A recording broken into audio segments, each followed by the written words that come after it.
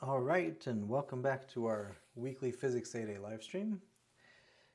Today is going to be a bit of a long one. It's mechanical waves, and it's an important chapter because, well, not only are you going to need it for 8A, but in 8B we're going to talk about EM waves, and it's going to help a lot if you have some, at least minimal notion of what a wave is and what the important quantities are that characterize a wave. So, period, frequency, wavelength, wave number, things like that. It's just going to help to know those things when 8B rolls around. So we're going to spend a bit of time doing a recap. I don't try to make it particularly long. I'll try to make it as short as possible, all the while, covering all the things we need to cover. And then, of course, we'll do some problems and some applications to see how all this works. Waves are tricky conceptually. They're actually quite tricky mathematically. If you were to do a full-blown course on waves, you would find that, we have to be pretty good at math. But we don't focus on the math part. I mean, we'll write down how to describe mathematically a traveling wave and a standing wave, and that might look impressive in and of itself, but we then don't continue on and use these formulas to derive other quantities and do heavy-duty math. So we will introduce the heavy-duty math because we have to, because it's important to know what a wave looks like mathematically. But then, as far as applications of formulas go, it's very straightforward. There's nothing complicated mathematically about waves. What's tricky is conceptually what's going on and knowing what you have to compute and why. So we're going to talk about that. And we're going to start by kind of clearing up maybe a confusion that exists in a lot of people's minds, which is fair because when we talk about waves, we very often refer to the beach. And, well, the waves that we study are very different than the waves that crash onto the shore of a beach. And so we have to make that clear, and we'll start there. So let's begin with a definition, because definitions are always nice. A wave is a disturbance that has a roughly identifiable period in space and in time that's going to propagate while carrying energy but not matter. Okay, now it's the definition, but it's not necessarily very helpful because it's quite abstract, it seems, and there's a lot to it. So there's the idea of having an identifiable period in space and time. That's going to be different, for example, from oscillations, where we've heard about period before. A period of oscillation is how long or how much time it takes to complete one full oscillation, but we haven't talked about spatial period. That doesn't really make sense in the context of oscillation. But in terms of waves, then there is such a thing as a spatial period, so we have to define that. It's going to be called the wavelength. And then there's this idea that the wave propagates while carrying energy but not matter. Okay, so this is where we have to kind of dispel this, preconceived idea that most people have of waves, because what we see on the shore at the beach are waves coming in like that, basically. I mean, I'm exaggerating, but the wave comes in like that and it's going to crash because the top travels faster than the bottom and it crashes onto the shore. And that is typically what we think of when we talk about waves. That is not what we study. So we do not study waves crashing on the shore. We study waves far enough away from the shore that there is no such crashing going on. Instead, we have something that looks more like this. Okay, so let me just set this up so that we can talk about what this is and what is actually going on. Okay, so, and of course I'm exaggerating the amplitude of these just for clarity, but the idea is that we look at waves that look like this. Okay, so these are waves that might be traveling to the shore, fair enough, but they're far enough away from the shore that this is what you see, right? You see alternating, max and mins like this, and it switches up over time, right? It gives you the impression that the whole thing is moving toward the shore, which of course it is. I'm not saying it's not propagating. Okay, this wave is going to propagate unquestionably toward, let's say, the shore on the right. So we will have propagation.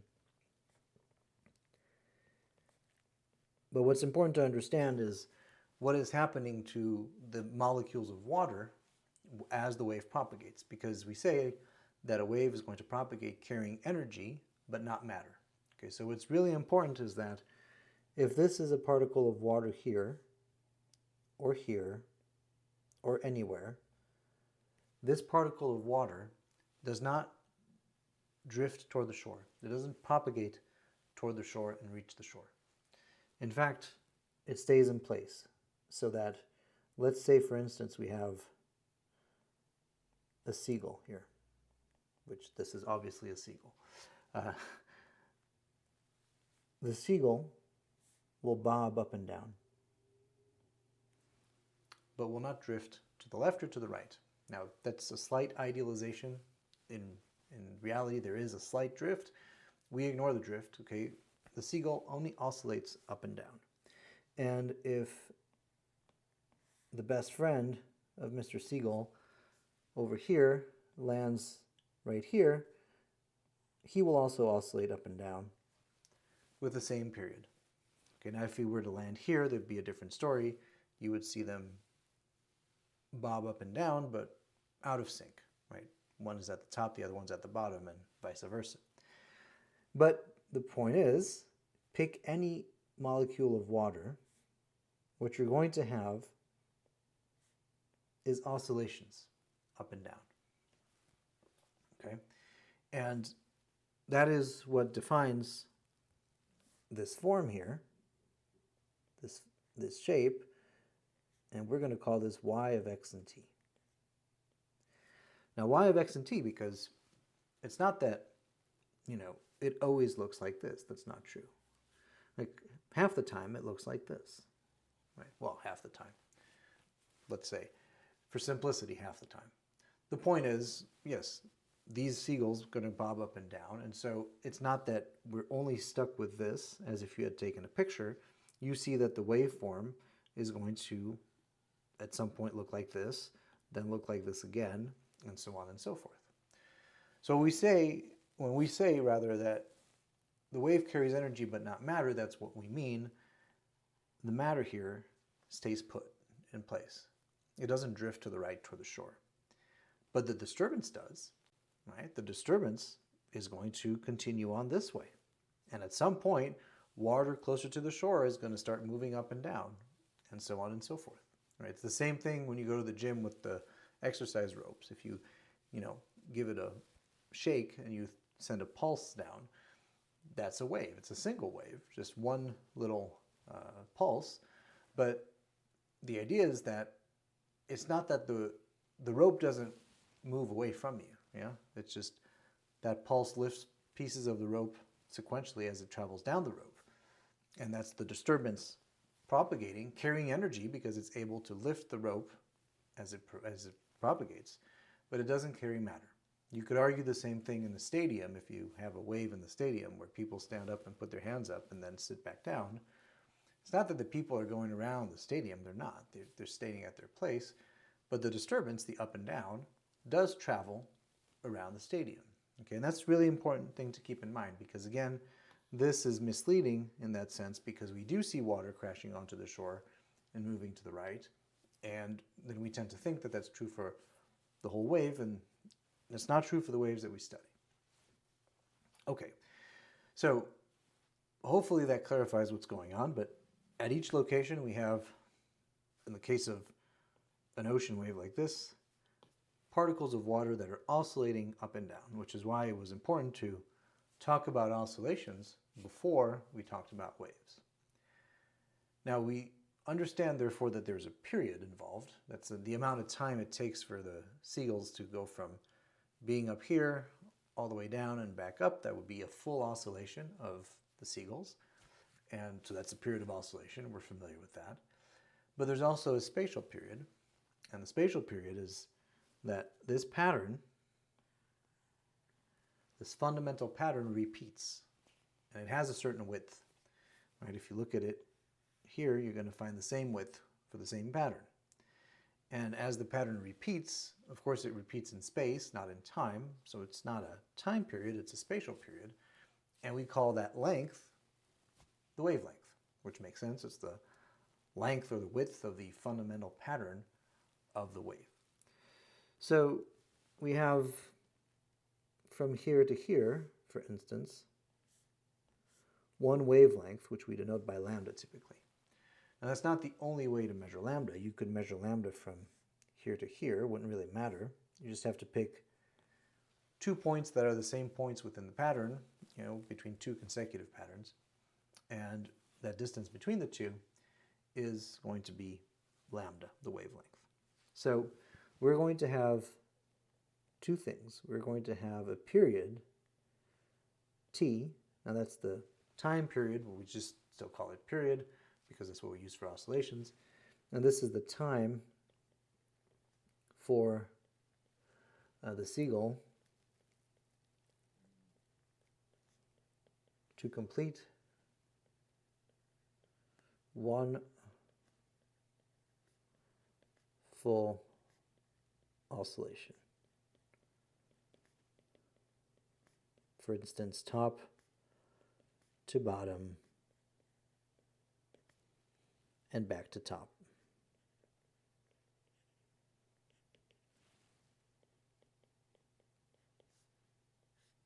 Okay, but we get that. I mean, that's the same thing as oscillations. As far as the spatial period, we're going to call that the wavelength. It's just a better name. All right. And the wavelength is going to be denoted by lambda, and this is the width of the fundamental pattern of the wave.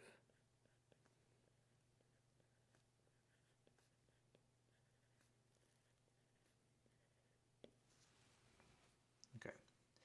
Now, with that said, let's just agree on one thing, which is that let's assume that, here this wave hasn't yet reached this part of the water. Like you just started, you could think of it maybe as a marble or water dripping into a pond. That'd be a good one. And it sends ripples away from the point where the water drips into the pond. Well, let's say you started that, and this is the first kind of wave front of the ripples that are moving to the right. But the water here to the right has not been affected yet by the ripple because it hasn't reached it. Well, it will reach it eventually, right? And what we'll see eventually is that this portion here of the water is going to start to oscillate just like this, right? So where this is going to happen again. Now the question is, from the time Mr. Seagull here undergoes his first full oscillation up and down, how long does it take for the water here to start doing the same thing, right? In other words, for the ripple to travel one wavelength, really. Well, it has to be one period. That's the interesting thing about waves, is that they don't have a choice. They have to travel one wavelength in one period. Because if it's going to be doing the exact same thing as Mr. Seagull here, and going up and down like this, well, it has to be the case that within one period, which is the time it took Mr. Seagull to go back up to his location, the disturbance has to travel from here all the way to here and end up at that point in sync, so that now both can oscillate up and down with the same period and in sync. So I say that to stress the following property, which is a really important property of waves, is that waves are going to propagate and travel one wavelength in one period. Now this is for traveling waves, arguably. We'll talk about standing waves in a bit. But for a traveling wave, it has no choice. It must travel one wavelength in one period. And so we're going to write here that a traveling wave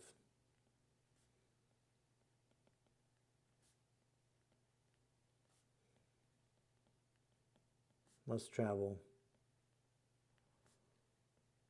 one wavelength in one period. So there has to be a relationship that is that v, the speed of the wave, which is constant in a given medium, is going to be lambda divided by t. It's just distance traveled divided by the time it takes to travel that distance, because speed is constant for a given medium. Now, I write this here, and we're going to come back to it in a bit, because once we introduce a few other quantities, we'll be able to write v in terms of not just lambda and t, but lambda and frequency and angular frequency and wave number. So actually, for that matter, I mean, we could already say this, that v is lambda f, right? Because frequency is 1 over period. We already know that. Okay? And here I'm going to leave a placeholder, and we'll come back to here once we've defined the wave number, and we'll see that the speed v can be expressed in terms of the wave number. Okay, so let's talk about traveling waves. Now, traveling waves is what we just discussed. Okay, so ocean waves far from the shore. Okay, no crashing of the waves. The gym ropes, okay, if you shake them up and down, you're going to get traveling waves down the rope. You know, things like that. So the question then is, well, how do you describe mathematically a traveling wave? Okay, because what you have is something that looks like this. So in a sense, it kind of looks like what we had for oscillations, right? It's going to be maybe a cosine or a sine. It appears to repeat forever. But, okay, let's say propagation is this way. But the thing is, it is not just a function of time, it's also a function of space. Okay? And if we try to describe this mathematically, we're going to have to say, well, I can plot y, but I could plot it along time. And if I do that, then this amount here is going to represent one period, capital T, so is this for that matter, right? That's just the time it takes for the pattern to repeat itself. And we're familiar with that because that's what oscillations look like. But I don't have to plot it against time. I could plot it against space, in other words, against x. So let me put these side by side just to make it easier. Okay, there we go. Okay, now if I don't plot it against time, but rather I plot it against x, I should still get a waveform, right? Now the argument would be, well, let's imagine that if you were to freeze the ocean in place, or even simpler, just take a picture, right? Well, as you move along x, you would see this waveform, right? Conversely, if you were to just stand at one given location x, you would see a wave pass by. So waves are a function of time, this is what we drew here, but they're also a function of x, and if you plot y against x, you're going to get something that looks exactly like this. But now what you're going to measure here is lambda, the wavelength. So it's a function of two variables, right? Y of x and t is going to be a function of space and time. Now that's the part that makes them tricky because, I mean, we don't typically deal with functions of more than one variable. We're not used to it anyway. So we have to understand what it looks like and why. So how do I write a traveling wave? Well, there's two ways, just like oscillations. I could use cosine or sine. It doesn't really matter which one you use. The thing that I would want to do is realize, the simplest way to present this is to realize that if I sit here at one given location, x, right? For instance, if I'm, let me do it this way, it's even better here. If I'm Mr. Siegel here, and I'm at some location x, this location x doesn't change. All I do is move up and down, okay? So what it means is that at any given x that I can think of, what I have is oscillation up and down. Now I know how to describe oscillations, right? I know that if I were to write something like maybe A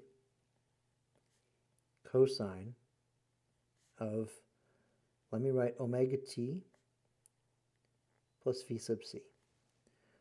Or maybe I prefer sine. Okay, we've already talked about the fact that it doesn't matter which one you choose. That would be A sine, and the same thing, it'd be omega t this time plus phi sub s. But I know who all these guys are.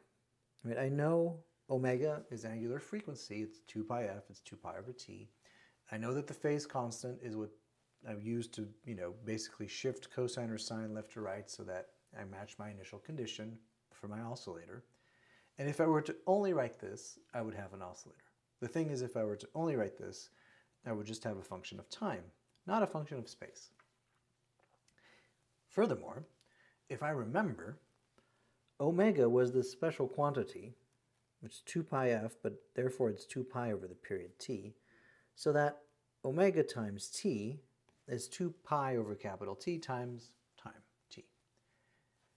And omega is constructed so that every period, or every integer multiple of a period, when t is 2 pi, when t is capital T, excuse me. When t is capital T, I get 2 pi. If t is 2 capital T, well then I get 4 pi. If t is 3 capital T, then I get 6 pi, and so on and so forth. So omega is constructed so that the cosine or the sine function resets every period, which makes sense because the oscillation starts over every period, and so I'd like a function that does the same to match my oscillator. But how would I do that with position, with x? Because I have to argue that, well, every wavelength I see the same thing, so there's a certain spatial period, lambda, that I have to account for. Well, I could do the same thing. I could say, well, maybe I just do this thing kx, right? And k, is going to mimic omega. It's going to be 2 pi over lambda. Right? And by being 2 pi over lambda, now kx, as soon as x is equal to lambda, then I get 2 pi. If x is 2 lambda, then I get 4 pi. If x is 3 lambda, then I get 6 pi, and so on and so forth. So now I have a quantity that is going to be equal to 2 pi, every integer multiple of the wavelength, causing cosine and sine functions to reset, because every 2 pi, these functions reset. Now that's kind of nice, because now I have accounted for x and t. I have a function of two variables, and there's going to have to be a relationship between k and omega. They can't just be whatever they want. But given that, I have now a function of two variables that appears to describe my wave, because it accounts for time period and spatial period. The only thing is that between the two, I could put plus or minus. I don't know necessarily which one to pick, and we're going to discuss what it means to choose one over the other. And you should be able to choose the right one given a certain wave. But that's what a wave is going to look like. Now, you have to kind of believe me on faith on that one. It's not a very formal proof, but I think it's better than the formal proof in the sense that at least it's approachable, and you can wrap your head around the fact that what this thing is really saying is that at a given x, when this quantity here is constant and doesn't matter, doesn't change, what do you have left? You just have this left, and that's an oscillation. And that's what you're trying to capture. You're trying to capture the fact that at a given x, you get oscillations, okay? In addition, you have to capture the fact that every wavelength, the wave repeats, so you need x to be related to k like this, so that kx is equal to 2 pi every time x is equal to lambda, 2 lambda, 3 lambda, and so on and so forth. You get a reset of the cosine or the sine function. Okay, so that is what a traveling wave looks like. We're going to write down all the things we need to know, but most of them we already know, such as amplitude and omega and so forth. And you should be able to figure out what they are. But that is as far as we're going to take the math that, might be intimidating math. We're not going to manipulate these quantities mathematically. But we do have to know what a wave looks like, and we should be able to find the amplitude, the wave number, and so forth for any given wave. Okay, so we have the amplitude A. We have the wave number K, and K is going to be equal to 2 pi over lambda, and it's going to be, the units are going to be 1 over meters, or inverse meters. Okay, amplitude A is the same thing as for oscillations, right? It's the furthest you're going to go from the equilibrium point. You're going to have the angular frequency omega. Omega is going to be 2 pi f, which of course is going to be 2 pi over t, and that's going to be in radians per second.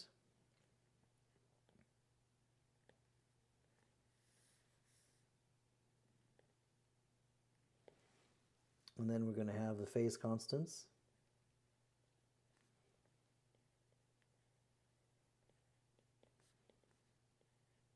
Phi sub s and phi sub c. And they tell us what happens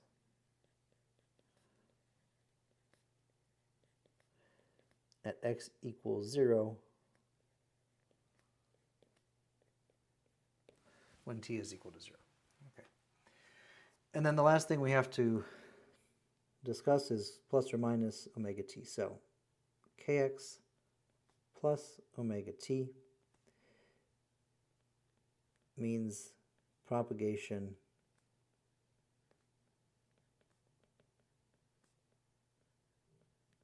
along minus x, and kx minus omega t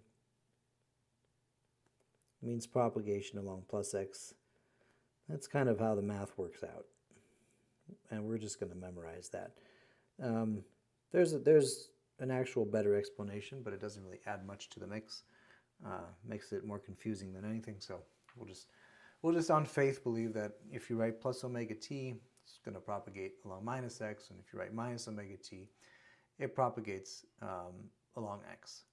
Now, by the way, whether you write kx minus omega t or omega t minus kx, it doesn't matter. Nobody agreed on one or the other. What matters is that every integer wavelength, the function resets. Every integer multiple of the period, the function resets. It doesn't matter if you have kx plus or minus omega t or omega t plus or minus kx. It doesn't change anything. So you might see either. I just tend to put x first. That's just me. Okay. Now, since we've now defined k, let's come back here like I mentioned earlier, and we can say that this thing is going to be, in fact, if you care to check it, omega divided by k. Okay, and this is the speed of a traveling wave. Okay. All right, so that takes care of a traveling wave. Now, traveling waves are important because they're kind of the fundamental brick on which we build everything else. Now, we could spend a lot of time talking about traveling waves in general and doing a whole bunch of math surrounding these traveling waves.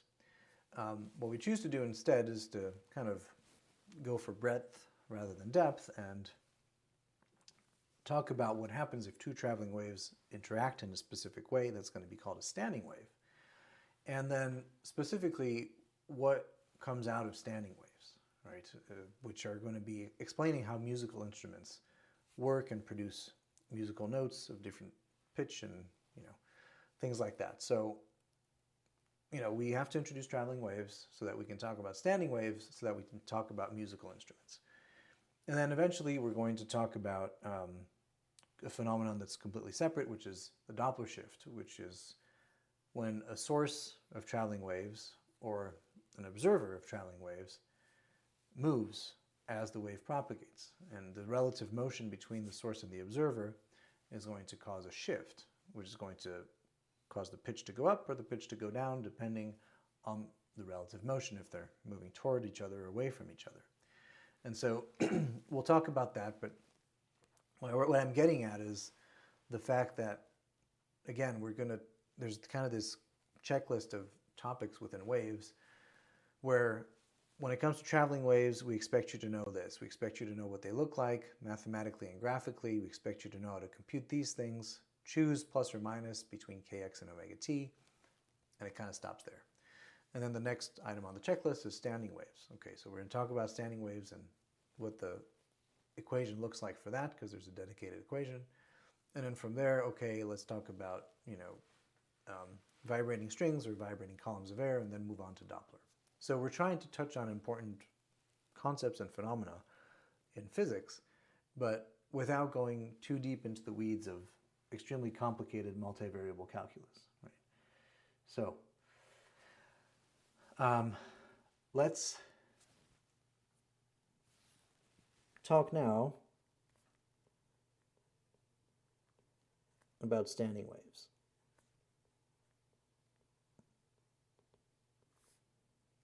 All right, so standing waves are interesting because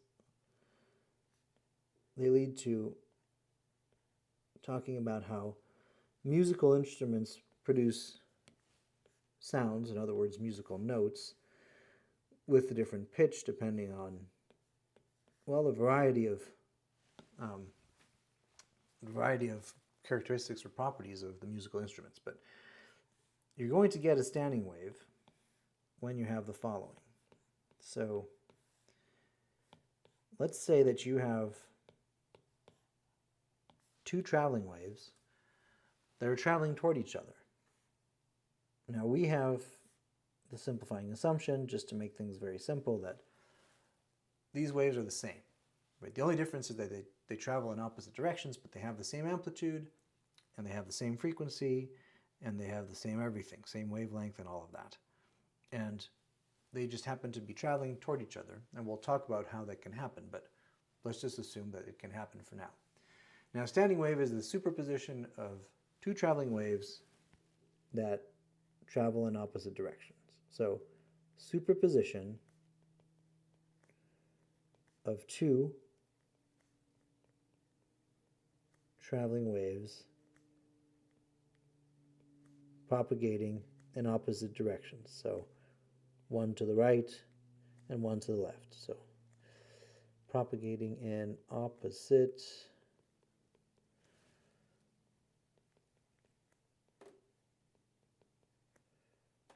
directions.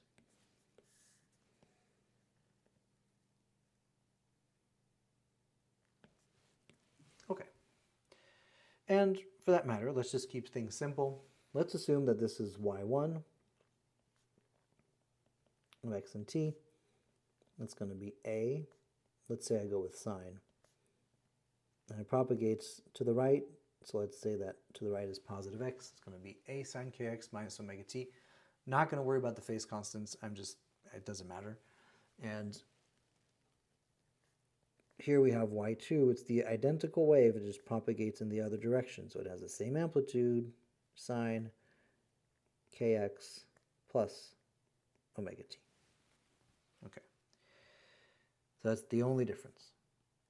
Now, we could do the math, but in fact, we're not going to because, other than reviewing trig identities, it doesn't really add much to the understanding.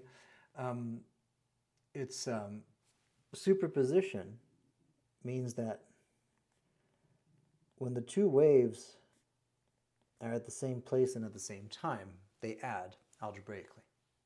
They combine into, you call it a super wave, and that's not really the right way to put it. You get a resultant wave that's the sum of the two. So you would get y1 of x and t plus y2 of x and t, which of course is going to be this plus, same thing with a plus between kx and omega t. And if you go dig up your trig identities, you're going to find that this simplifies to 2a sine kx cosine of omega t. Now this is a very different function mathematically than this function or this function, right? So you can always spot a traveling wave because the two variables x and t are within the same sine or cosine. They're within the same phase is how you say it, but it doesn't matter. They're both within the same sine or cosine. Here, x is in its own function, which is a sine. T is within its own function, which is a cosine. Okay, so now you've separated your variables from each other, right? Effectively, you have a product of a function of space with the function of time, which is very different than just a function of space and time as a whole like this, okay? Now this is called a standing wave.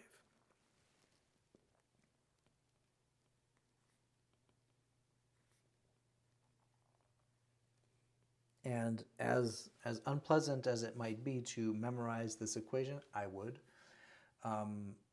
only because it's happened in the past that it's not been given on exams, on the cheat sheet or anything. So it's one of those things, if you don't know it, you're not going anywhere with the standing waves problem. Turns out standing wave problems are pretty common. So I would just know it. You can forget it once you walk out of the final, but I would not walk into the room without knowing this formula because I want to be able to describe standing waves mathematically if I need to. Okay, and so that's a standing wave, and again, it's a very different creature mathematically. It's not the same thing as a traveling wave. Now, what does that mean in terms of musical instruments? Because that's what I mentioned earlier. I said that that's what we're going to focus on. So let's talk about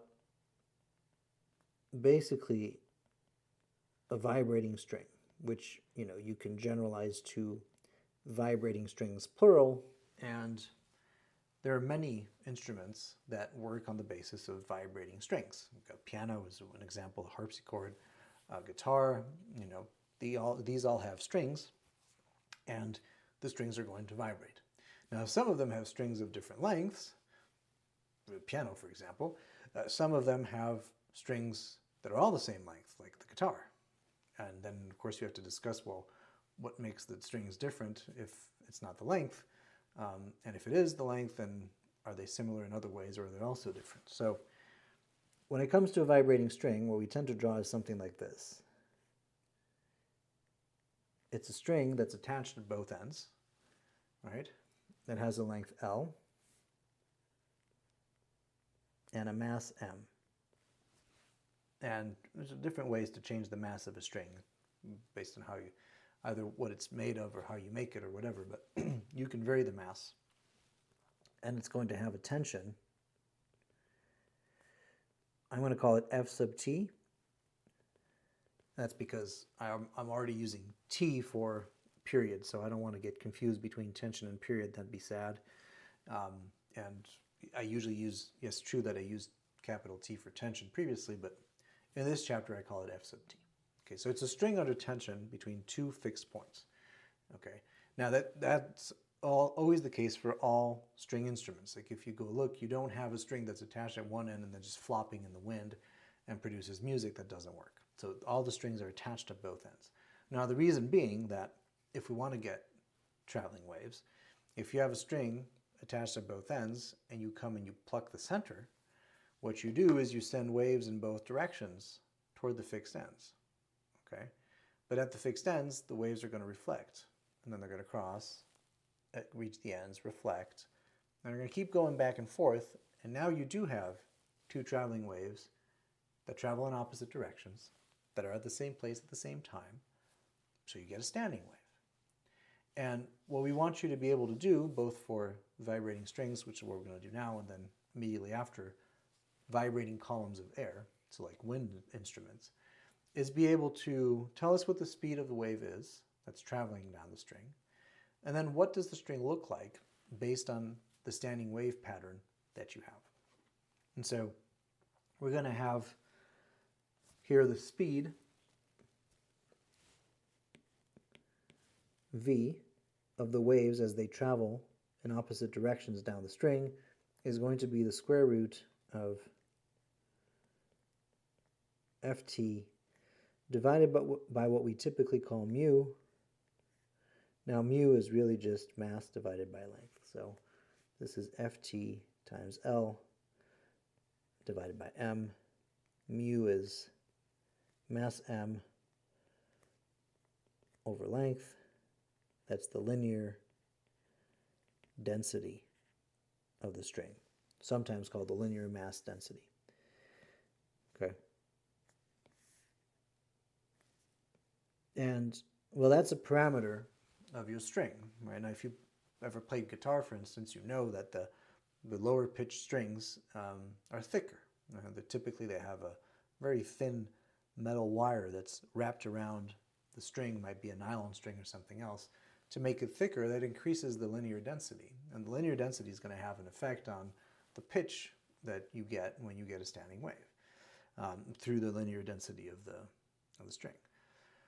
And so the speed of the waves that travel back and forth on the string to give you a standing wave pattern is going to be v as square root of tension over mu.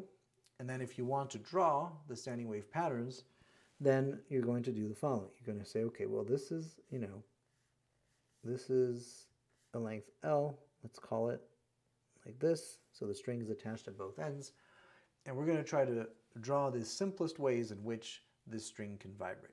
Now, if you've ever played with a long string like a clothesline that's under tension outside, and you pluck it in the center, the simplest way it's going to vibrate is kind of up and down like this in the middle, right? It's not the only way, but it's the simplest way. Now, what has to be the case is that, of course, the ends being attached, right, the ends of the string cannot vibrate. So you're going to get what's called a node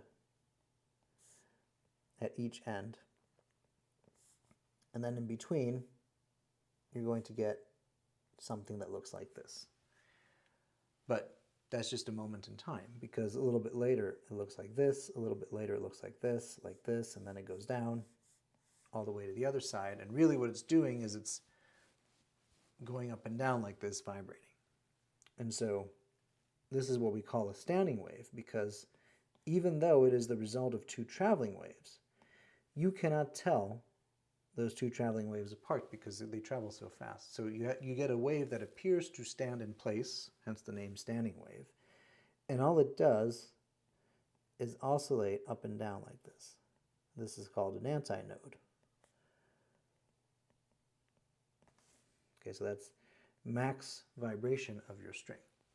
Now that is the simplest pattern that you might observe on such a string. It's not the only one, but it's the simplest one. And if we continue this, maybe we draw a couple more, and you should be able to draw the first three and then generalize from there.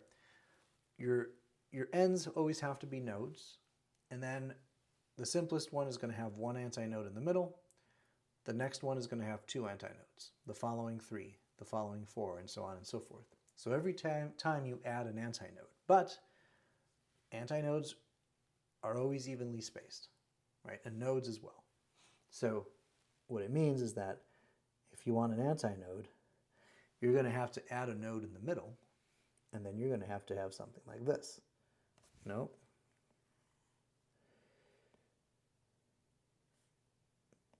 Okay. And now your string is going to vibrate like this. Oh, come on. There we go. Meaning that it's going to be out of sync. The left side is going to go up and down, the right side as well, but out of sync. But it's going to be the same thing as above, just the two halves are exactly out of sync. And at the antinodes, we have max vibration of the string. so on and so forth. All right. Now, this is going to be called the fundamental. And then all the modes beyond that point are going to be called the harmonics. And so if you play music, you're probably familiar with that. But what you'll get, the next pattern up, is 4 nodes, 3 antinodes. Nodes are evenly spaced. And now it's going to look something like this. It's going to be, there we go. I'm going to make a copy here. And then here.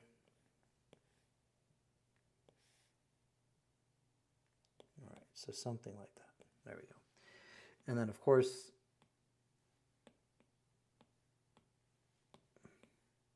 you can get that, and then this, and this, and so on, and so forth. So, at that point, I mean, once you know how to draw the first 3, you should be able to generalize. We don't really tend to go past 4 or 5 at most. You know, usually it's within the first 5. But you should be able to draw these patterns if need be, or at least one of them. You don't have to draw all of them, but you should be able to draw them. Now, each pattern is going to have a specific wavelength, and therefore each pattern is going to have a specific frequency. And the frequency is going to, well, let's start with the wavelength.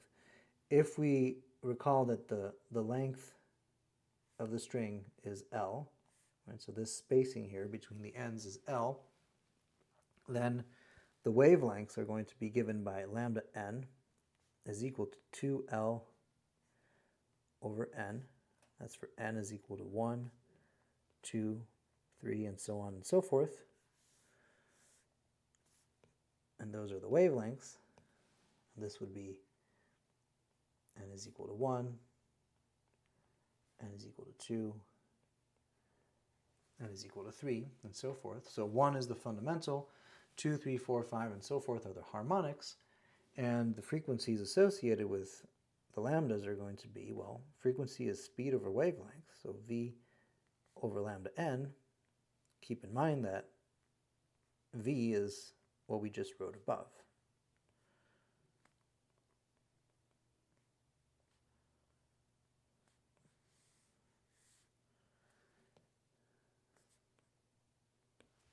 Okay. So that is for standing wave on a string, and we'll see what to do with that in problems and how we might figure out the frequency or the wavelength and so forth, depending on, you know, if we know the mode in which the string is vibrating.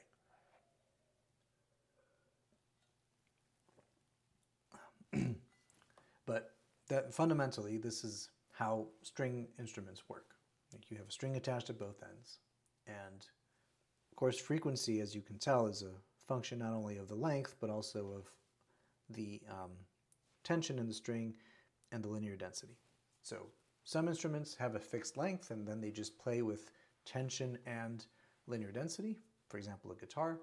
Some instruments have strings of different length, a piano for instance, at least a grand piano, and then you can not only play on length, but also you can play still with mu and tension and so forth. You may not want to,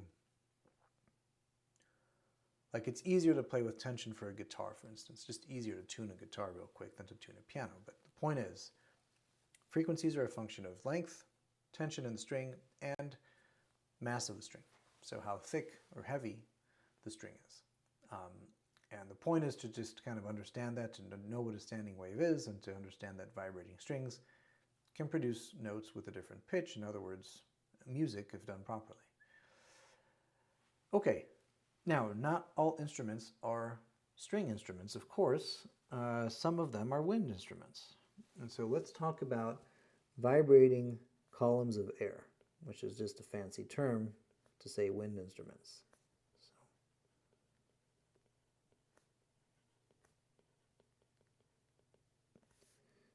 Okay, now vibrating columns of air, it's a bit more extensive than the vibrating string because there's a few different ways in which you could create columns of air. You could simply decide to trap air in some sort of box, let's say.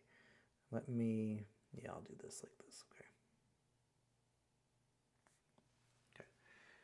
You could decide that you don't really like that. You just want a column there where, you know, um, you just have maybe a straw, for instance, where it's open, open at the ends instead of closed, closed. Well, that still qualifies as a column of error. I mean, the column of error is right here. Right? And then you can say, well, no, I don't like that. Maybe I'll do this. Maybe I'll do closed, open, right? So that would be, the beer bottle that you blow across to make a sound. And the sound, of course, depends on how much liquid is left in the bottle, but that's an example of a vibrating column of air. So the thing is, each one is going to be associated with a specific type of instrument, and each one is going to have a specific wavelength and frequency for the different harmonics and modes that you can have. So we'll just draw a few of the patterns just like we did before, okay, but we have to cover these three cases. So I'm going to do that. I'm going to say okay. Let's do the three first patterns for each one. Once you get the first three down, it's easy to generalize. Okay. And this, by the way, is going to be a column of length L. Now, closed, closed is this, right? So let's maybe write that down here. We're going to say that this is closed, closed. For instance, a drum would be closed, closed. This is open, open. So for instance, a flute, right? And this is closed, open, or open, closed. It doesn't matter. It doesn't matter which end is open, which end is closed. Obviously, you blow through the end, or across rather, the end. I'd say that, no, I don't, I take that back. You could do either. This could be a clarinet, for instance, right? Okay, so clarinet, you don't really, you don't blow through a hole, right? You blow through a little piece of shaped, curved wood that's going to vibrate, which has a name that I'm forgetting at the moment. But the point is, you could that could be a closed open. I mean, obviously, also the pan flute or the beer bottle, and you'd be blowing across the opening of the bottle. That would also be closed open. Okay, how is the air going to vibrate? Now, this is kind of key. If you remember oscillations, in order to be able to oscillate, you have to be able to oscillate equal amounts in both directions, right? So if you can go 1 meter to the right, you should be able to go 1 meter to the left, right? Which is why, at a closed boundary here, we're always going to get a node, because the air that is against that wall cannot vibrate because the wall is in the way. It's like, well, I don't know. The wall doesn't seem to be in the way. Like, it could go this way. Like, well, that's true, but again, if you go that way, you have to be able to go the other way. So if you stand with your back against the wall, you can take a step forward, obviously, but you can't take a step back with your back against the wall. So it doesn't count. You can't oscillate. To oscillate, you have to be able to take 1 step forward and then 1 step back and go back and forth like that, equal amounts about equilibrium. So you're stuck if you're against the wall and you're a particle. You can't vibrate. And if you can't vibrate, then you have a node. Now, where you're able to vibrate the most is at an antinode. Now, if this is an air molecule, it will vibrate like this back and forth a lot. It's free to, right? Same thing here. Okay? So it's important, though, the oscillation of the air molecule is going to be back and forth horizontally. But what we're going to draw is the amplitude. So the function that we're drawing is the amplitude of the oscillation. Where is it 0, which is a node? Where is it the biggest, which is an antinode? Now, when it comes to closed, closed, probably no surprise that what you get is the exact same thing as the vibrating string because, well, it has the same boundary conditions. The string is attached to both ends, can't vibrate at either end. But the air here is stuck at both ends, can vibrate the most in the middle, where it's the most free to do so. So closed, closed is going to be just like the vibrating string, which means that the next pattern up is going to be you add a node, Okay, so then you put this like this.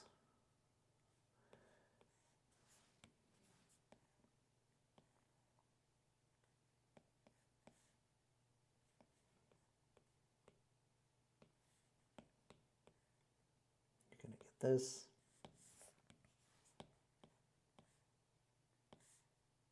There you go. And so on and so forth, right? Remember that nodes are evenly spaced. So you're going to get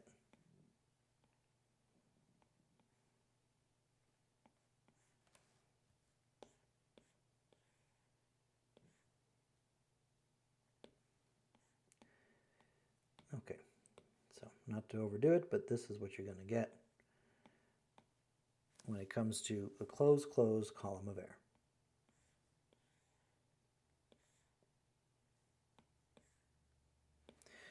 Right, and so on and so forth, but we know that this is n is equal to 1, n is equal to 2, n is equal to 3, and so on and so forth. And in fact, we're going to get the same wavelengths as the vibrating column of air. So it's going to be lambda n is going to be 2L over n, and then the frequencies Fn are going to be v, except v now is the speed of sound. Okay. Now speed of sound is typically given. It's about 343 meters per second. If you're not given, you can assume that that's what it is. But it's a constant, of course. We just don't have a formula for it. Well, we do, but we don't know it yet. And we're probably not going to come across it. But there is a formula, just like there is a formula for the speed of a wave on a vibrating, on a string under tension. But the point is, it's v sound. It's its own thing in this particular case, right? So this is going to be n over 2L times v sound. Make sure you use the right speed, of course. Don't start busting out square root of tension over mu. That doesn't make sense. Okay, so that's for the closed column of air. Now, it turns out, if we have a look at open, it's in fact the same thing, even though it might not look like it, because now you have two antinodes at the ends. And what it means is you're going to have the simplest form of vibration is going to be one node in the middle, right? And we're going to satisfy max vibration at the ends because we have an antinode. Then the next one up is going to be two nodes. And we're still going to satisfy max vibration at the ends. Let me cheat this one. Hold on. Oof, that was a disaster. Let me try that again. Okay, good enough. I'm going to have nodes here. Antinodes at the end. And then you get three nodes and so on and so forth. All right, so you're going to get three nodes and an antinode at the open end. Okay. Now, if we compare the two, it's easier to see here. This is lambda, 1 full wavelength. Turns out this is also 1 full wavelength. This is half a wavelength, so is this. This is 1.5 wavelengths, so is this. And so in fact we get the exact same wavelengths for the closed and the open column of air. So, and not only that, but they're also the same as the vibrating string, which is convenient, less formulas to remember. Okay. Now let's do closed open. That's the only one that's a little different. And it is therefore the one that tends to be on exams because it's a smidge trickier.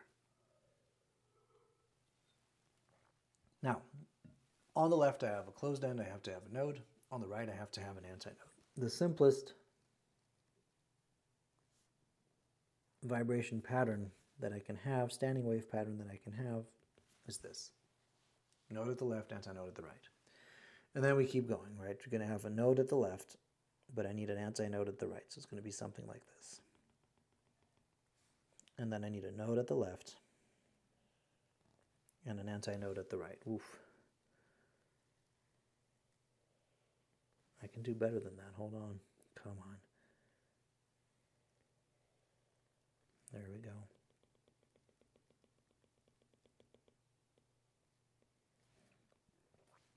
Okay, so here, of course, n is 1, n is 2, n is 3. But here it's a little weirder because this is 1/4 of a wavelength. This is 3/4 of a wavelength. This is 5/4 of a wavelength. So it turns out that here we have n is equal to 1, n is equal to 3, and n is equal to 5, and so on and so forth. And so therefore you have to be extremely careful with the closed open column of error because n is odd, which means that here the first harmonic is going to be n is equal to 3, not n is equal to 2. Just have to be careful, right? And then we have lambda n and fn for the closed open column of error are going to be different. It's going to be lambda n is 4L over n. I should say here n is 1, 2, 3, and so on. And here n is 1, 3, 5, and so on. And then fn is going to be equal to n over 4L times V sound.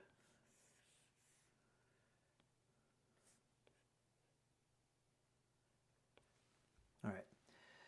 So those are the formulas for wavelength and frequency for these different types of columns of error. You should be comfortable drawing these patterns, even up to, the fourth or the fifth, just by generalizing. You should be able to find the wavelength, find Fn. If you're given the wavelength, you should be able to find n and therefore draw the proper pattern. I mean, it's not that hard, but you do have to know how to do it. Okay? So, with all that said, there's one last thing I need to talk about is the Doppler shift, but it's such a different phenomenon, it's kind of separate from all of this, that I'm going to keep it for last, and I'm going to just do the recap within the practice problem that we're going to do, and we can talk about it then. But I would prefer to go to problems that are kind of going to, be about what we just did, because it kind of just makes more sense from the point of view of continuity.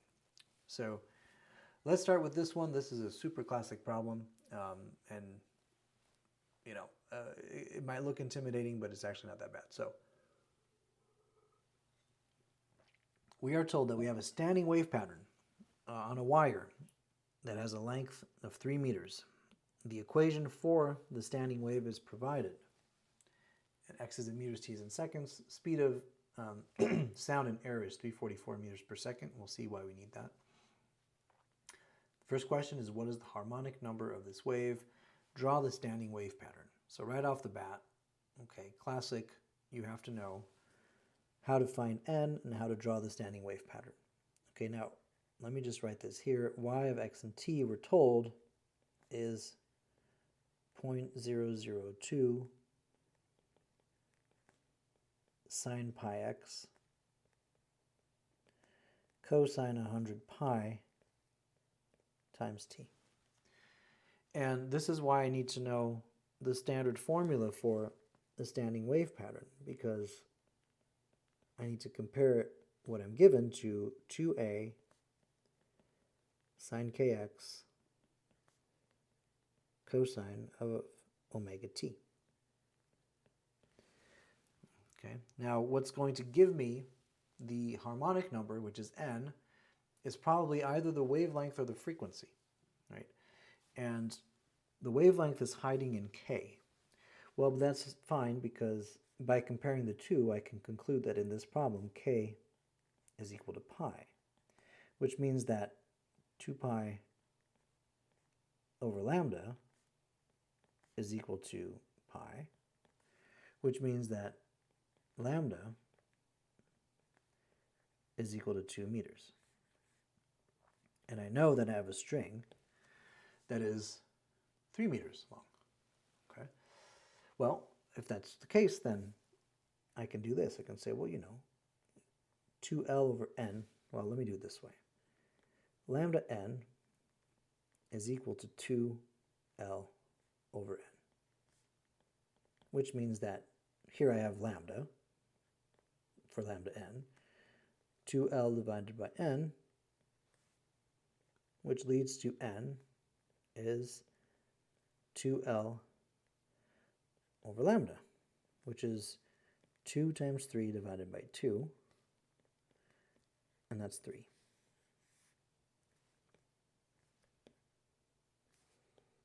Okay, now I didn't have to do that. I didn't have to find n to know how to draw the pattern, because if you tell me that the string is 3 meters long and that the wavelength is 2 meters, that's actually all I need to draw the pattern. But let's just draw it here, right? It's going to be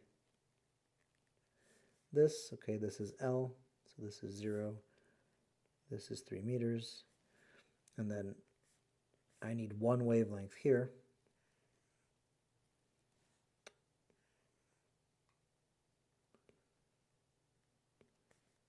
Between 0 and 2 meters, because the wavelength is 2 meters.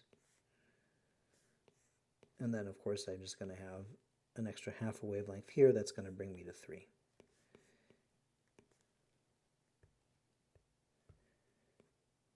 Okay. And just to don't just draw that, right? Draw the other part, the other half.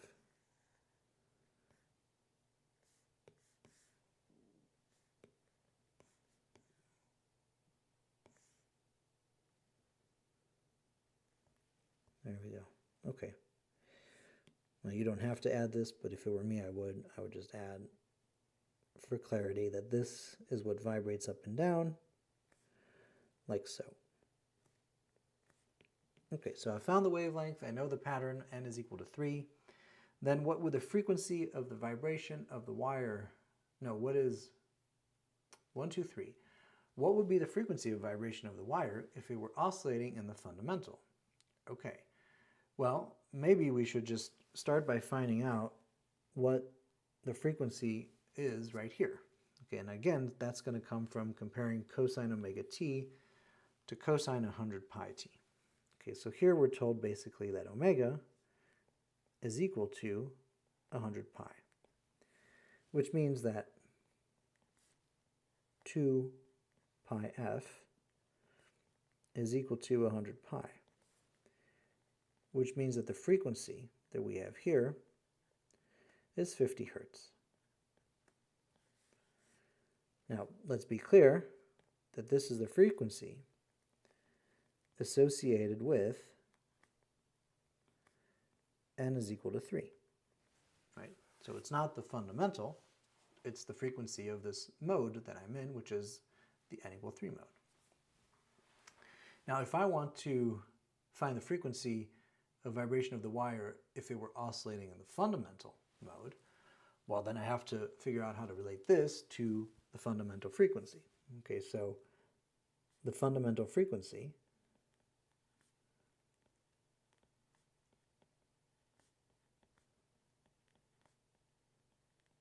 is going to be, now, I'm probably going to call it F1, and F1, based on the formula, is V divided by 2L, where V is the speed of the wave, right? It's V, as we said, it's square root of tension over mu. Well, the problem is I don't know tension, I don't know mu, so that's not really helpful, but okay, that's what it would be if you were to tell me tension and mu. If I'm going to do that, I'm probably going to just amend real quick here. I'm going to call this F3 for clarity. That's the frequency associated with n is equal to 3. And so the fundamental frequency is F1, and the frequency of the vibrating wire is F3. Now F3 would be 3V over 2L. Now, yes, I would in theory need to know V, but in fact I don't have to if I know these two things, because I know F3 is 50 and I just need to divide the two and I'm going to find F1. Right. So if I do that, if I say F1 over F3 is equal to V over 2L divided by 3V over 2L, well, I'm just going to get 1/3 after all of this simplifies out. Therefore, F1 is going to be F3 divided by 3, which is 50 divided by 3, and that's pretty much 16.67 hertz.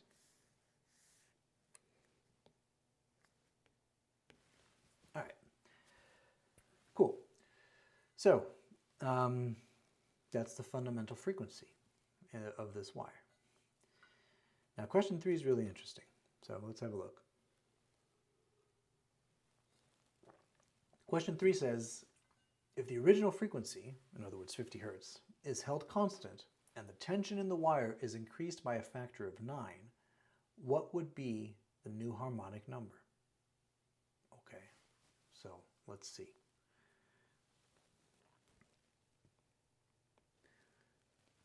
I'm told that F3, which is 50 hertz, is held constant. Now, it's held constant as tension increases by a factor of 9. Okay, and then what is the new value of n?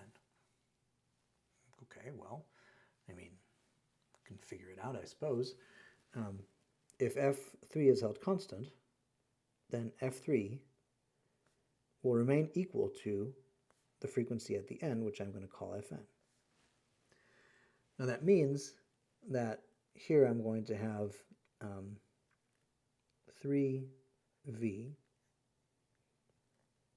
over 2L is equal to N, and careful, V prime over 2L. Now V prime is going to be different because V prime is going to be the square root of 9 times the tension over mu, which square root of 9 being 3, is 3 square root of tension over mu, which of course is then 3 times V. Okay, so then I'm going to get 3V over 2L is equal to, well, 3NV divided by 2L, and it means that the new harmonic number would have to be 1.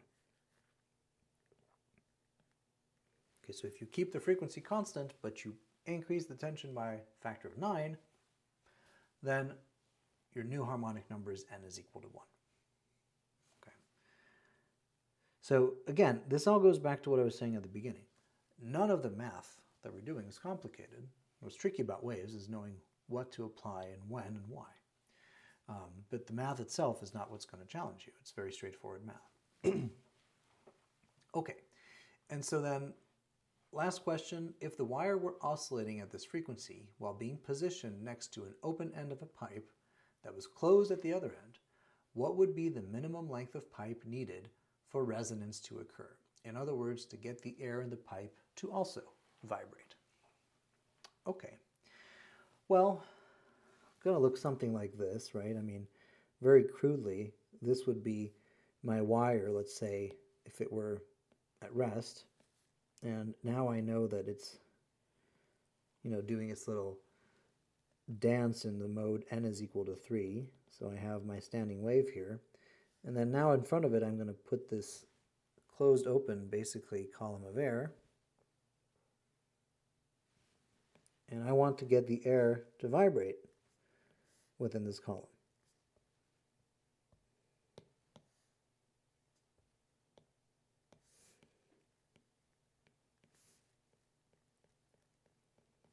Okay, and just to be super clear, this end here is closed, and this end here is open. Okay.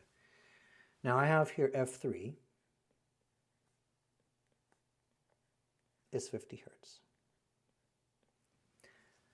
And here I want to find L. And what do I know about open-closed columns of air? Well, I know that F sub n is equal to n V sound divided by 4L.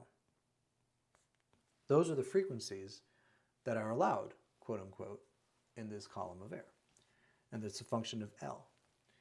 Now, the greater L, the smaller the frequency, right? And we're asked to find the minimum length for the pipe for resonance to occur. Well, okay, so that's not really thinking of it the right way. The simplest way in which the air in the pipe can undergo resonance or vibrate is in the fundamental mode, right? And for a given frequency, the fundamental mode is going to give you the shortest tube. Because let's just think of it real quick. The fundamental is going to look like this, right? Okay, but the frequency is the frequency. Turns out the frequency is 50 hertz because when the wave goes from the string to the vibrating string causes a sound wave with the same frequency, of course, because that's what's creating it, right? So when a sound wave is generated from a vibrating string, it has the same frequency as the original vibrating string, so 50 hertz. Okay, well, if 50 hertz is 50 hertz, you can't change it then. And you want the tube to be as short as possible to accommodate a pattern. That's a vibrating column of air. Well, okay, fine. You know, if you want to do the, what's it called? The fundamental, then this is going to get the job done. But if you wanted to do maybe anything else, maybe the next one up, which would look like this, well, now you need a longer open-closed tube to accommodate that. So the shortest tube is the tube that's going to correspond to the fundamental, right? So the shortest open-closed tube will correspond to the fundamental vibration mode.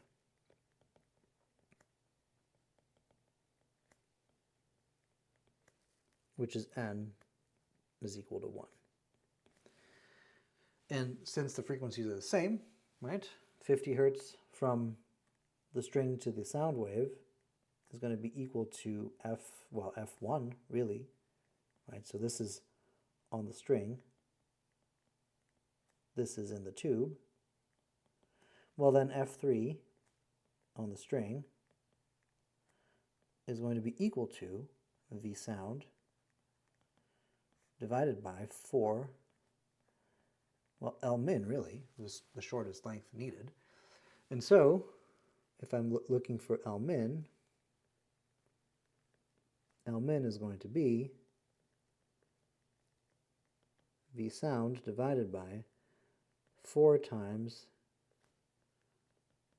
F3 from the string, which is 344 divided by 4 times 50, which is about 1.72.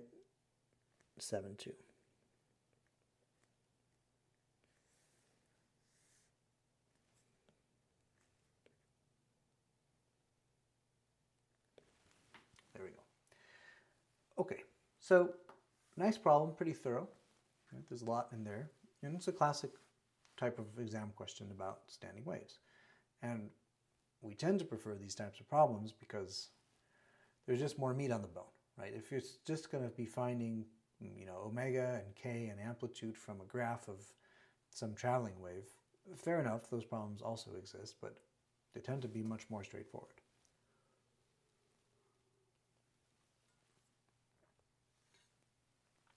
All right, let's move to this one. This is the frequency of a tuning fork. A great problem. It's actually super short. It's just we need to understand what's going on, basically, and how to draw this to be like that. That's the hard part. Once you know how to draw it, it's super easy.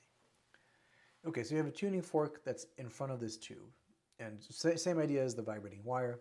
The tines of the tuning fork are going to vibrate, and because it's a tuning fork, the whole point is that you get one given frequency. Okay, let's call that F0 is the frequency of the tuning fork.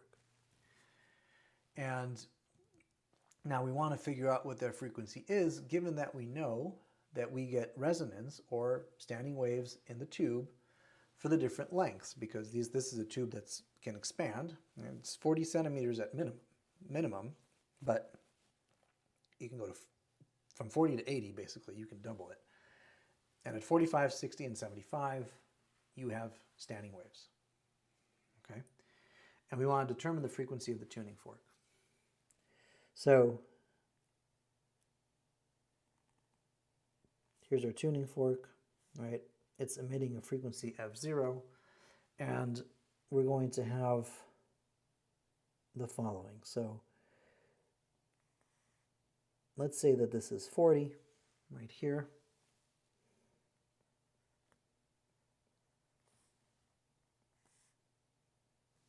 Like that. And for 40, nothing happens. But for 45, we get something. For 60, we do as well. And for 75, we also do. Now, the thing is, how do I do this? The way to think of it is the following. Is that this tuning fork generates a sound wave with a given frequency. That's the whole point of the tuning fork, right? But, oh, that didn't work so well now, did it? But you can only get a standing wave in the tube if you have an antinode here and an antinode here. So this is why 40 doesn't work, right? 40 doesn't work because in order to hear something, what you need is the length of the tube to be just enough that you get an antinode here at the end. And of course the antinode is wherever it is because the frequency is set by the tuning fork. So now at 45, you've extended your tube long enough that now you're like, oh cool, I can hear something, right? And of course, fair enough, but if you keep extending, then the tube is going to be too long, right? The antinode is going to be here, but it should be here, and of course the frequency is fixed, so you can't change this. This is whatever it is. And what you're going to have is basically something that, if you extend it, looks like this. So based on these two drawings, we get, just by looking at the first half wavelength, we get why 40 doesn't work and 45 works. And then the question is, well, why does 60 work then and not anything in between? It's like, well, okay, that's because, let's see, 1, 2, 3, 4, 5 up here. That's because this is the wave that I'm dealing with, right? It looks something like this. So you can extend, but until you get the tube long enough to get an antinode at that location, and this is not drawn to scale for that matter, then it's not going to work, right? So 45 works. Let me just make a copy of this.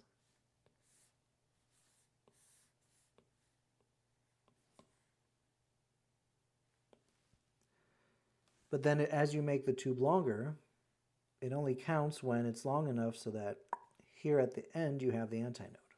And the antinode being located here, you have to make the tube this long, which would be 60 centimeters, and again, not drawn to scale, so that the next length for which you get standing waves is going to be 60. Now you have an antinode here, and you have an antinode here. And of course you can continue, right? Because this thing continues, right? And as you extend it more at 75, it's going to work again. Now I don't have to go all the way to 75.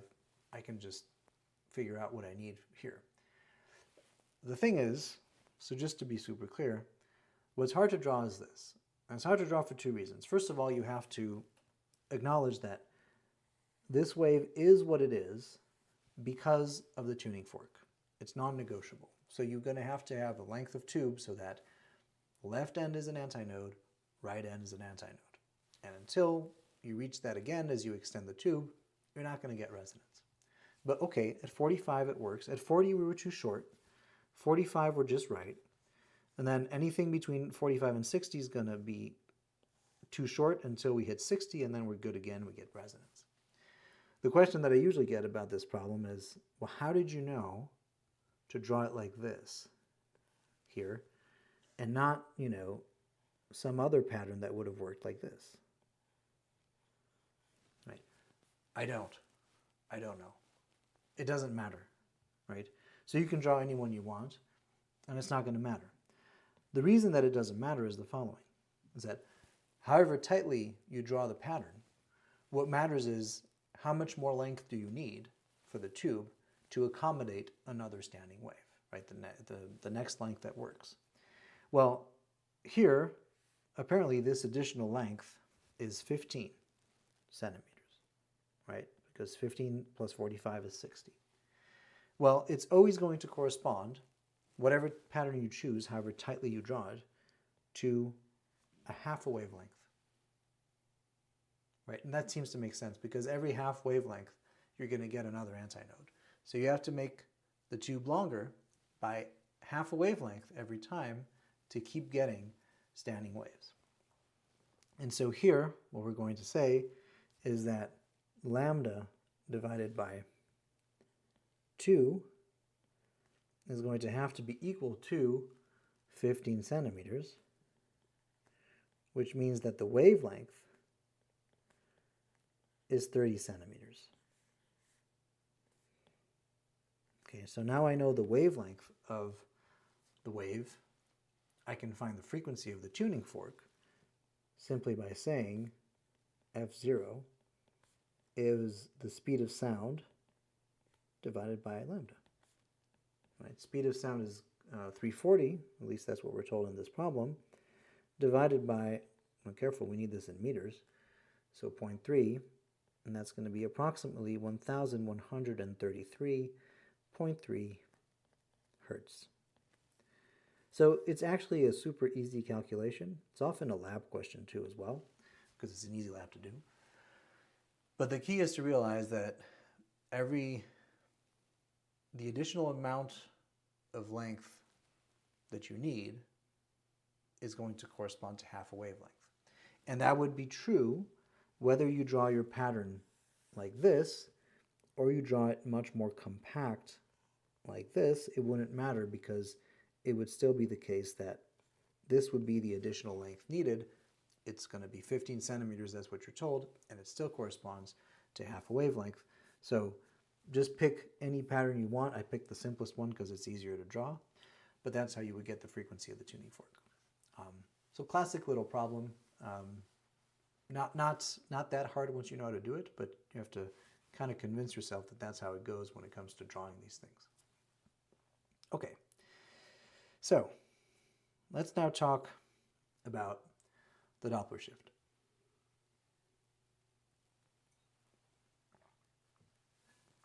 Now, I'm going to do a little recap first on the Doppler shift, just because I said that I would do that, and then we'll solve the problem. Okay, so let me do it up here like that. We can just scroll down and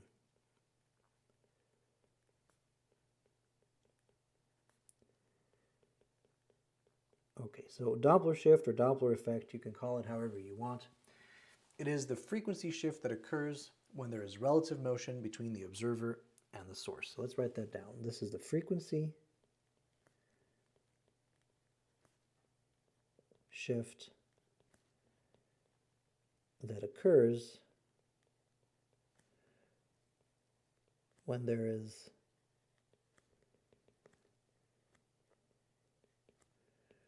relative motion between the source and the observer.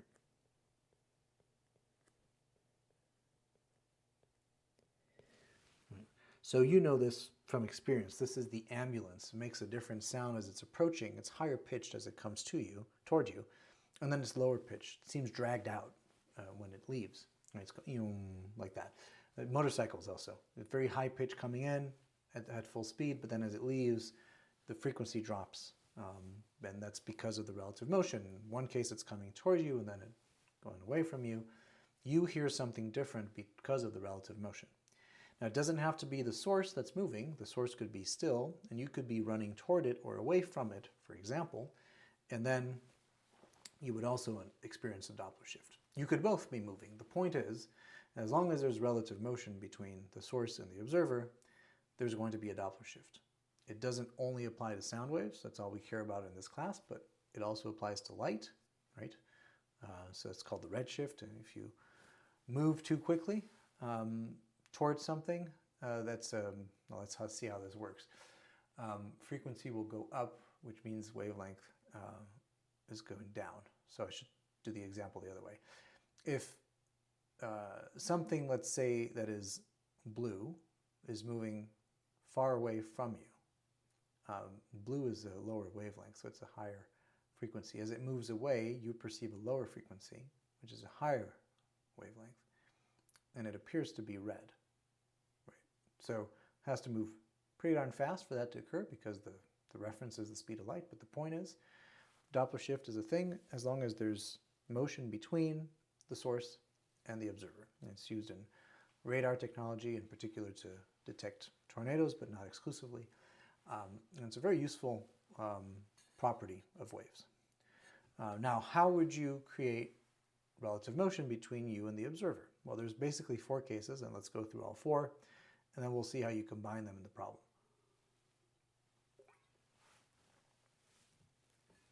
So you have 4 options. Option number 1 is you are standing still and you have a source, let's call it a speaker, that emits a frequency of 0. Let's just do one frequency, let's keep it simple. And this source is going to be moving towards you at a speed v source. Put that up here.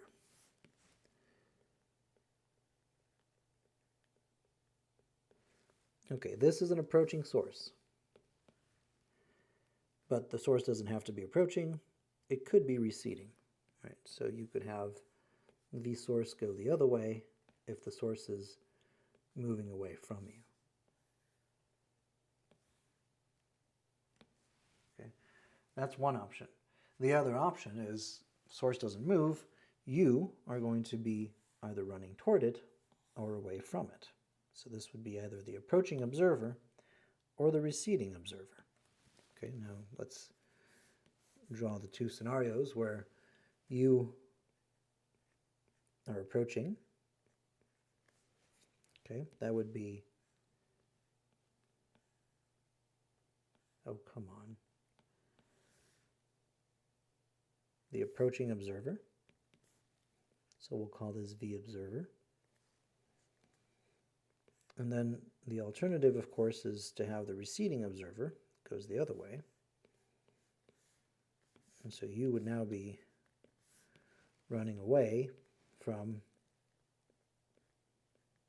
the source. Now, of course, what you hear is going to be different in these 4 different cases. So let's just draw, I'll just draw F0 like this. And this, I'm not saying that this is correct 100%, but it's a nice way to remember what happens. Okay, so think of this perhaps as a spring, which it isn't, I get it, but think of it as a spring. As the source moves toward you, it is as if the spring were compressed. And so you hear something that looks like this. This is going to be a higher frequency, more oscillations per second. So this is going to be F plus greater than F0. Whereas here, as it moves away from you, right, it is as if you were stretching the spring. And so you are going to hear something like this. That's going to be F minus, that is less than F0. Okay. Now the same thing is true here. As you approach the source that doesn't move, it's as if you were compressing the spring and you hear a higher pitch. If you run away from the source, then you hear a lower pitch. Okay. Now then, what is the formula for each one of these cases? That's what we want. Right, let me make a tiny bit of room here. There we go. Okay, so here we're going to get F plus is equal to, now this is the approaching source, it's going to be V sound divided by V sound minus V source times F0. That is going to be bigger than F0. And then here, F minus is going to be almost the same thing, just with the plus here. And I prefer to break it down because some textbooks are going to give you plus or minus here in the denominator, and like you choose and you think it through is like, yeah, okay, fine, I could.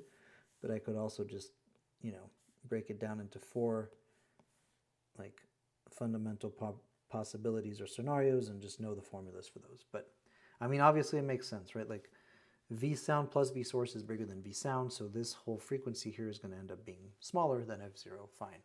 So I could think through it as well. But it's nice to just break it up and to see the different cases. Okay, and then what about the approaching observer? The approaching observer is going to hear a frequency F plus, which is equal to, it's going to be V sound plus V observer divided by V sound F0. And then here it's going to be the same thing, except we're going to get a minus.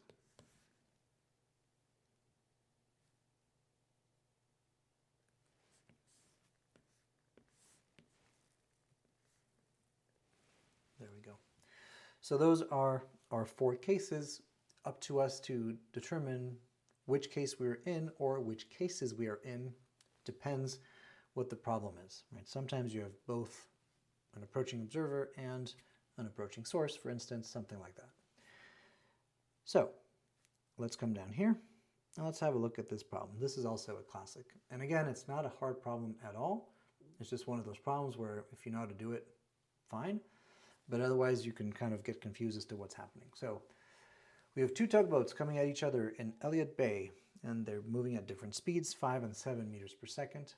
And the captains are going to sound their foghorns at the same time. They are identical foghorns with a frequency of 2000 hertz. And the question is, what is the beat frequency that the captains hear? Okay, so we do have to talk about beat frequency real quick. Beat frequency is when you have 2 frequencies that are very close, you hear beats.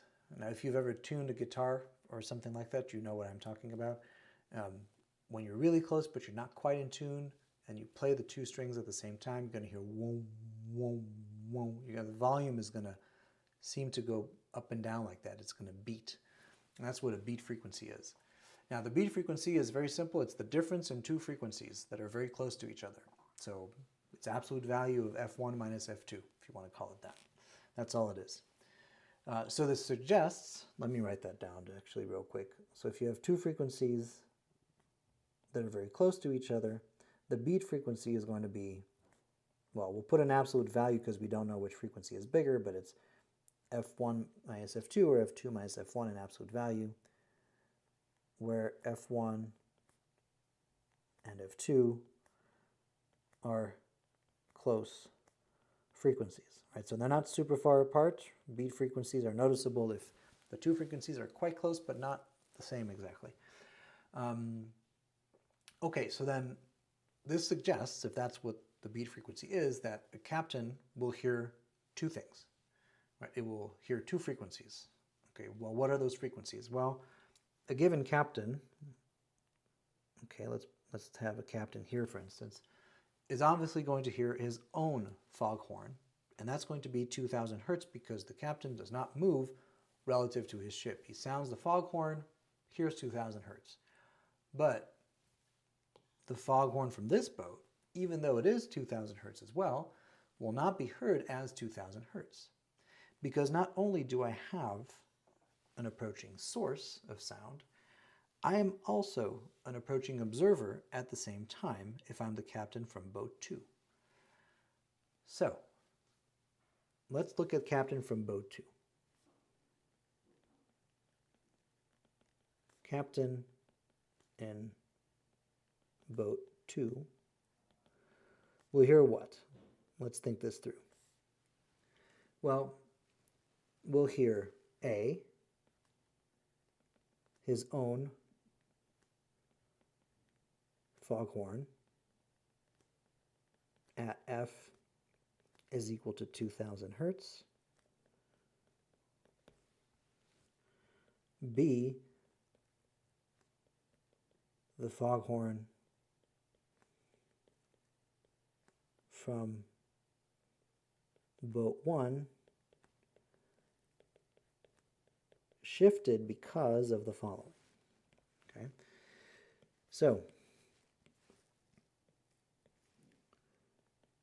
boat 1 is an approaching source. So even though it does emit 2000 hertz, it is as if it were emitting a shifted frequency that is associated with an approaching source. So it is as if it emitted a frequency.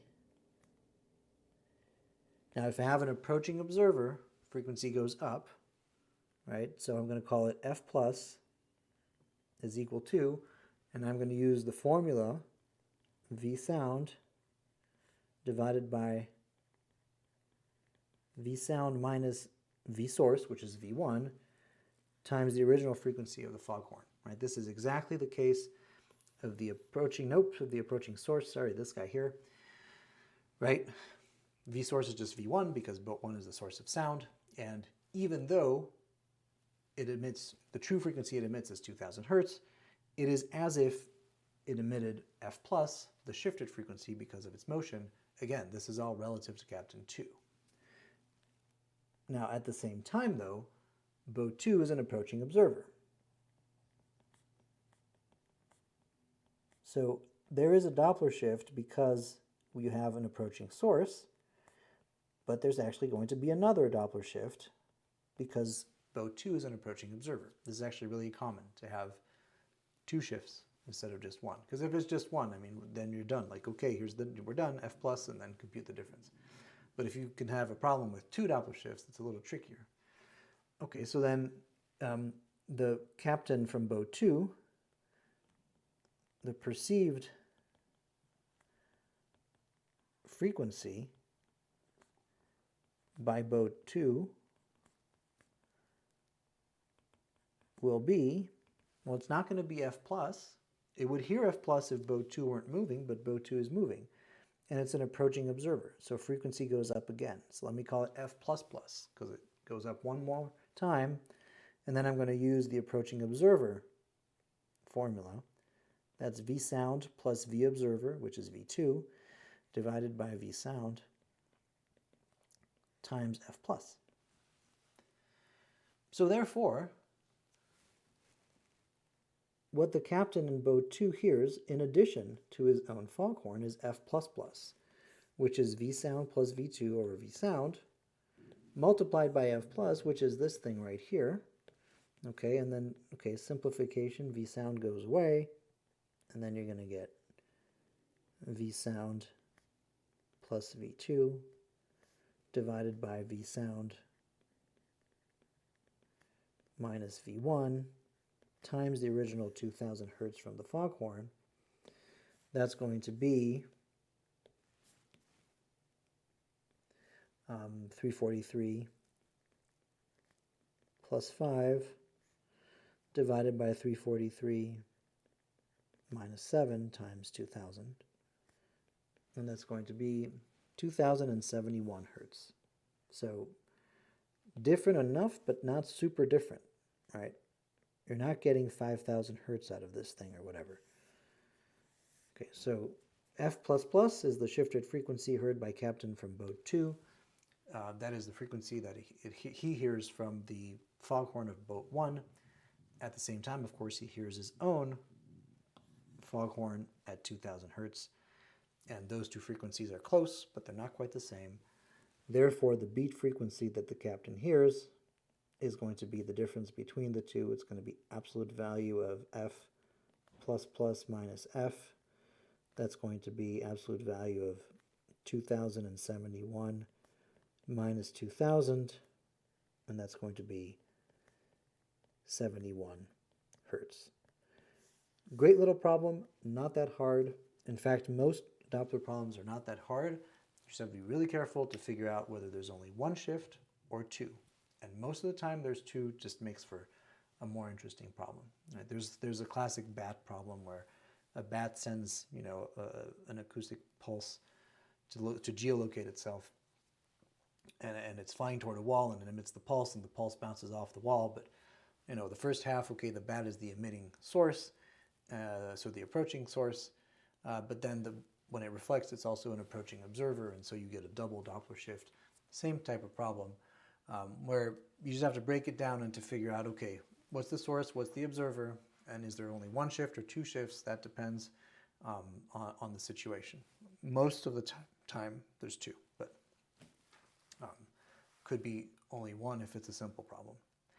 Anyway, so Doppler shift is actually quite simple, but it is really a thing in and of itself, and I prefer to separate it from the rest that we did earlier in this session, just because the rest kind of is, well, it's not a lot of depth, but it is kind of consistent and all goes together. And then Doppler shift is a separate thing. But you should know what the Doppler shift is. You should be able to figure out frequency goes up, frequency goes down by what amount based on the relative motion. And of course, based on what we did before, you also have to be able to describe a traveling wave, find omega, find k, find a, do standing wave problems like we did, draw the patterns, find the harmonic number, and so on and so forth. So again, just to recap, nothing about waves is mathematically complex. There's nothing that we manipulate that's a pain to manipulate. In fact, oscillations might be harder than waves as far as the math goes. But waves are trickier because we don't do a lot of them, we do them pretty quickly, and conceptually they're a little tricky. So the hard part is to know what to apply and when. But once you kind of wrap your head around, the different parts of this chapter, it's not bad at all. Like if I had to choose between getting a wave problem and an oscillations problem, I would probably choose a waves problem out of simplicity for the most part. Because once you get it, you're like, okay, yeah, it's not that bad. But it is worth spending time on, if anything, of course, for the final, but also for 8B if you're going to take 8B. You'll be glad you kind of banged your head against the wall a little bit with waves now when you go do EM waves in 8B, because we spend even less time on those, and we certainly really don't go back to all the stuff we did at the beginning, like this stuff and explaining all these equations and these quantities. That's almost assumed that you know this. Like, there might be a quick review, but it's not going to be very extensive. So if you want to plan ahead and make the most of it, spend some time on waves now. It'll help you for the final and for 8B if you have to take it. With all that said, have a good break, and we will be back soon to finish off this semester. I'll be live streaming this week and next, and I think I'm going to try to finish before Dead Week, but it might be the case that I have one last one to do during Dead Week. It depends how much time calorimetry takes, but we have two more really to do. Calorimetry and thermo, I could do both in one session. It wouldn't be too bad. Or maybe I'll break it up into two. It kind of depends on how much time is spent on it and what the homework looks like. So whether or not we need to do a lot of calorimetry, or we can just kind of do a little bit and focus on the first law of thermodynamics. So anyway, 2 more chapters to go, and it might be 1 or 2 live streams. I'll figure that out. But we're getting close, and we should be done just right on time for the end of the semester and for Dead Week. So with that said, have a great break. I will see you next week. As always, you know where to find me if you have questions. If you need help with 8A, feel free to reach out. Happy to discuss what we can do between now and the end of the semester if you feel like you need a little extra help. And if you just want to study for the final, you should go check out our study guides on slackademia.com, because that's the best place to practice if you want problems that have solutions and are also old exam problems, because if you're going to practice on something, it might as well have solutions, and it might as well be old exams, because it's just a good a good idea to practice based on your instructor's style. So go check that out, and if you have any questions, feel free to reach out through the website or through our Facebook page. All right, have a good rest of your week. Take care.